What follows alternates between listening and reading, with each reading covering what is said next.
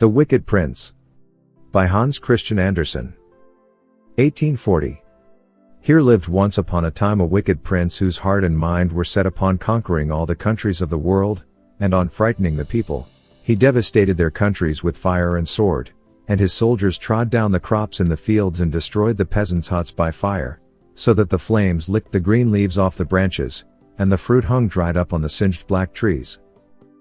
Many a poor mother fled, her naked baby in her arms, behind the still smoking walls of her cottage, but also there the soldiers followed her, and when they found her, she served as new nourishment to their diabolical enjoyments.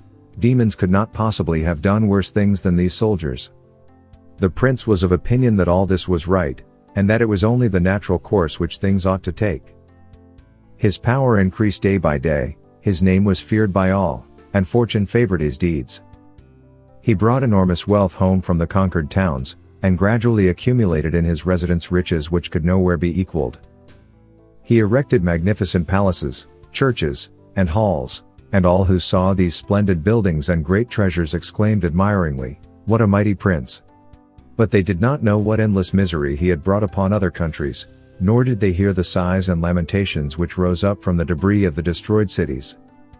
The prince often looked with delight upon his gold and his magnificent edifices, and thought, like the crowd, "What a mighty prince!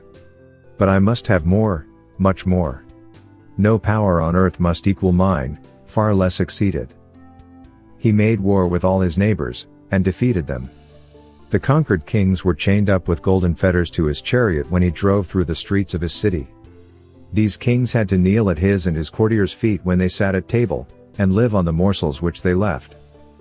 At last the prince had his own statue erected on the public places and fixed on the royal palaces, nay, he even wished it to be placed in the churches, on the altars, but in this the priests opposed him, saying, "Prince, you are mighty indeed, but God's power is much greater than yours, we dare not obey your orders."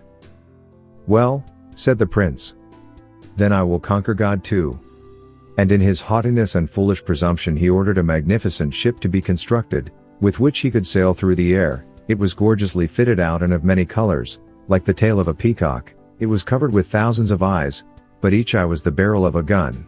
The prince sat in the center of the ship, and had only to touch a spring in order to make thousands of bullets fly out in all directions, while the guns were at once loaded again. Hundreds of eagles were attached to this ship, and it rose with the swiftness of an arrow up towards the sun. The earth was soon left far below, and looked, with its mountains and woods, like a cornfield where the plow had made furrows which separated green meadows. Soon it looked only like a map with indistinct lines upon it, and at last it entirely disappeared in mist and clouds.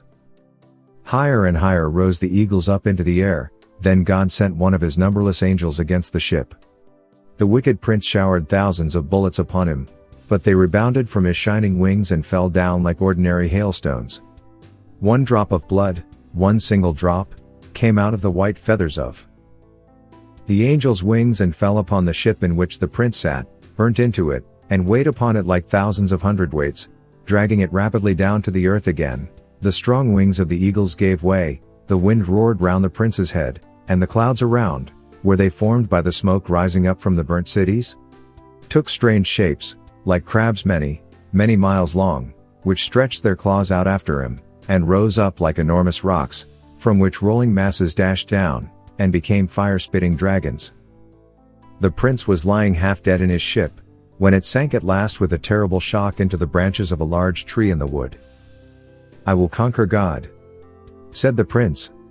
"I have sworn it, my will must be done." And he spent 7 years in the construction of wonderful ships to sail through the air, and had darts cast from the hardest steel to break the walls of heaven with. He gathered warriors from all countries, so many that when they were placed side by side they covered the space of several miles. They entered the ships and the prince was approaching his own, when God sent a swarm of gnats, one swarm of little gnats. They buzzed round the prince and stung his face and hands. Angrily he drew his sword and brandished it, but he only touched the air and did not hit the gnats. Then he ordered his servants to bring costly coverings and wrap him in them, that the gnats might no longer be able to reach him. The servants carried out his orders, but one single gnat had placed itself inside one of the coverings, crept into the prince's ear and stung him.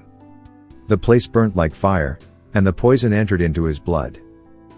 Mad with pain, he tore off the coverings and his clothes too, flinging them far away, and danced about before the eyes of his ferocious soldiers, who now mocked at him, the mad prince, who wished to make war with God, and was overcome by a single little gnat.